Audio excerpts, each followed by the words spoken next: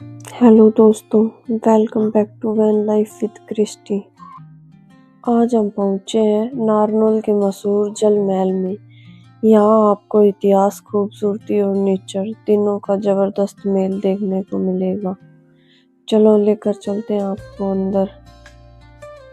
ये है जल महल का मेन गेट। यहाँ से हमें एंट्री करनी होगी छोटे वाले गेट से। आप नज़ारा देख सकते हैं, कितना सुंदर व्यू है। अब हमें सबसे पहले यहाँ अपनी आईडी देनी होगी, लेकिन वो भैया साइड में कहीं पानी वानी पीने के लिए गए हुए हैं। भैया आ गए हैं और फिर उन्होंने हमारी आईडी चेक की, हमने आधार कार्ड दिया। चलो अब चलते हैं अंदर। गेट के आगे आपको पुरानी दुकानों जैसा एरिया और छोटा सा गार्डन मिलता है। लोग यहीं बैठकर आराम से नज़ारा देखते हैं। यहाँ कुर्सियाँ भी डली हुई है।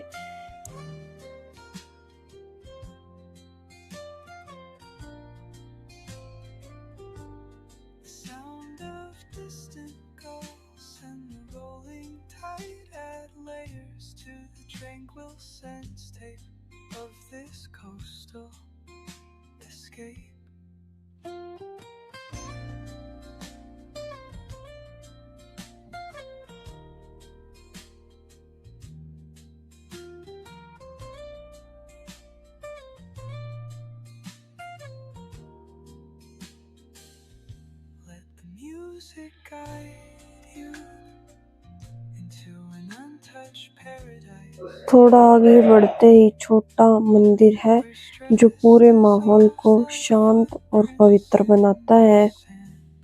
इस मंदिर का निर्माण बाद में किया गया था। यह हनुमान जी का मंदिर है। मंदिर के चारों तरफ पेड़ है, कुर्सियां डली हुई हैं बैठने के लिए। मंदिर के साइड में एक पुराना कुआं है। पहले यहाँ से पानी निकाला जाता था। इसका स्ट्रक्चर आज भी बहुत ठीक हाल में है।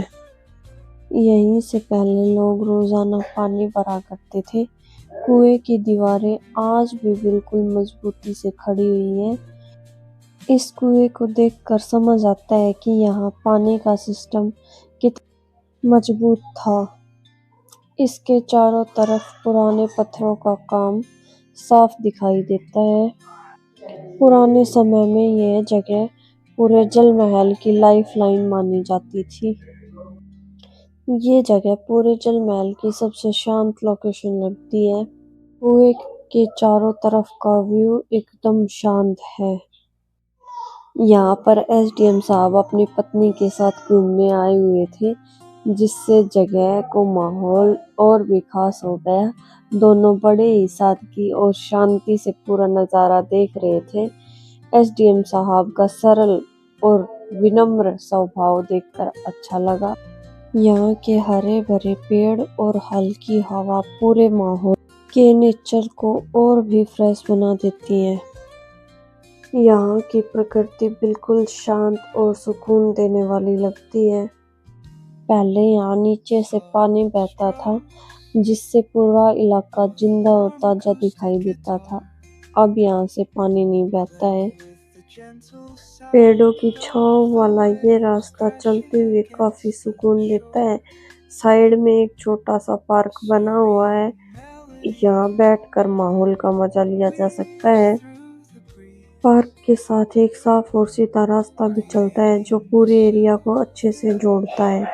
अंदर जाते ही 3-4 पुराने कमरे मिलते हैं, जिनकी दीवारें आज भी मजबूती से खड़ी हैं। इन कमरों की छत और डिजाइन को देखकर साफ लगता है कि कभी यहाँ ठहरने की जगह रही होगी।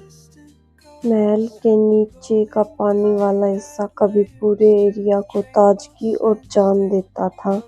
आज पानी नहीं है, लेकिन पत्थरों और पुराने स्ट्रक्चर से अंदाजा लगाया जा सकता है कि पहले पानी का फ्लो कितना ज्यादा था। यह हिस्सा पूरी जगह की शान और रॉयल्टी को और भी बढ़ाता था। पानी नहीं है, फिर भी पुल और महल का स्ट्रक्चर अपनी खूबसूरती दिखाता है। सूखा एरिया देखकर भी अंदाजा होता है कि कभी यहाँ कितना शानदार फ्लो था।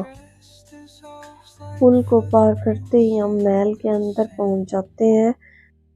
अंदर आते ही ठंडी हवा और शांत माहौल महसूस होता है। यहाँ से अंदर के कमरे चारों दरवाजे साफ दिखाई देते हैं, जो इस जगह को और भी रॉयल वाइब्स देते हैं। दीवारों और पत्थरों की पुरानी कलाकारी यहाँ एकदम साफ नजर आती है। इस महल का निर्माण राजा महाराजाओं के आराम और गर्मी में ठंडक पाने के लिए करवाया गया था। यह महल पानी के बीचों बीच स्थित है, जो इसकी रॉयल और खूबसूरती बनाता है। ऊपर छत पर बहुत ही बारीकी से डिजाइन बनाए गए हैं। आज यह जगह पर्यटकों के लिए आकर्षण का केंद्र बनी हुई है। दीवारों और मेहराबों पर पुराने जमाने की कलाकारी अब भी देखने को मिलती है। इस महल को बनाने का मुख्य उद्देश्य गर्मियों में आराम करने और ठंडक पाने के लिए किया गया था। महल को पानी के बीच इसलिए बनाया गया था ताकि तापमान कम रहे और ठंडक बनी रहे। यह महल राजा महाराजाओं की शान, जीवन शैली और वास्तु को दर्शाता है। साथ ही महल का निर्माण राजाओं की सुरक्षा के लिए भी किया गया था।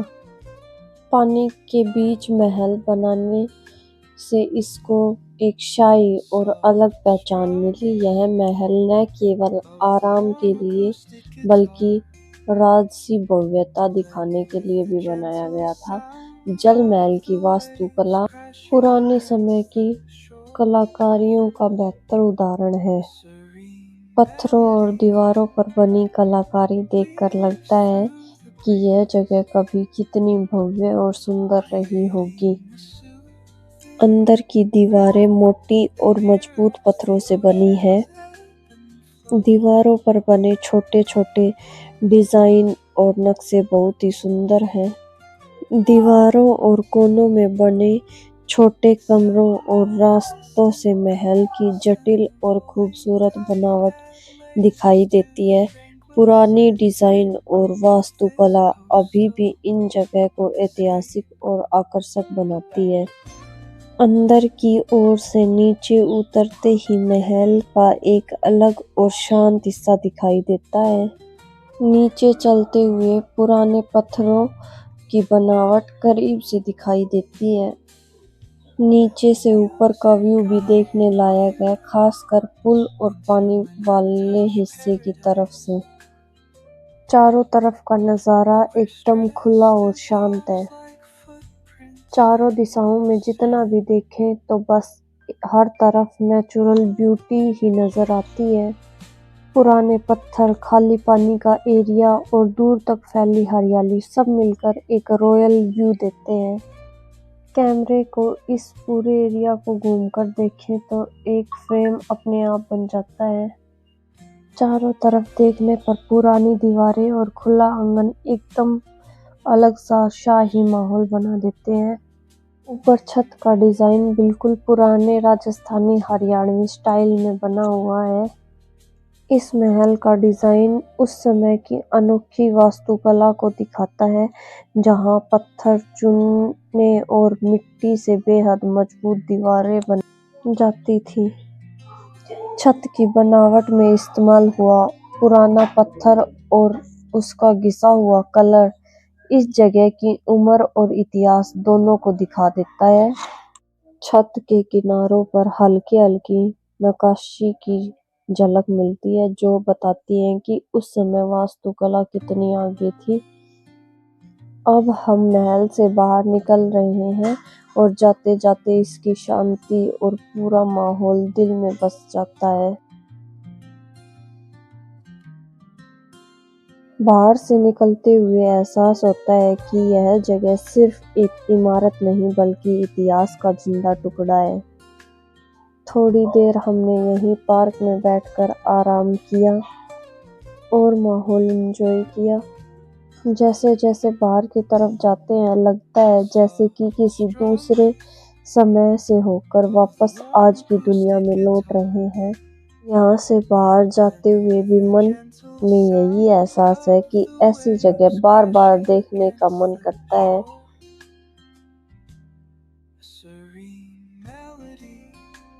जैसे ही इस जल महल के सामने आते हैं सबसे पहले इसी इमारत पर नजर जाती है जो काफी पुरानी लगती है। इस इमारत की बनावट को देखकर आसानी से अंदाजा लगाया जा सकता है कि इसे भी काफी साल पहले तैयार किया गया था। पत्थरों और ईंटों से बनी यह इमारत जल महल का एक तरफ से बाहरी हिस्सा जैसा लगता है। इमारत के आगे जो खुला मैदान है वो शायद कभी मेहमानों के स्वागत या आराम के लिए बना था। दूर से देखने पर इसकी बनावट बिल्कुल किसी छोटे किले या चौकी जैसी नजर आती है। कई पर्यटक जल महल देखने से पहले यहीं खड़े होकर फोटो लेते हैं क्योंकि बैकग्राउंड बहुत बढ़िया आता है। इमारत का निचला हिस्सा थोड़ा बंद और सुरक्षित बनाया गया है। शायद यहाँ सामान रखा जाता होगा। शायद पहले यह जगह सुरक्षा चौकी या गार्ड हाउस के रूप में काम आती होगी। आज भले ही इमारत खाली और शांत है लेकिन इसकी दीवारें अब भी बहुत इतिहास छुपाए बैठी हैं। ऊपर तक जाती हुई दीवारें किसी समय के मजबूत निर्माण का सबूत देती हैं। कुछ लोग बताते हैं कि यह इमारत महल में आने वाले मेहमानों और चेकिंग या एंट्री पॉइंट के रूप में काम आती थी।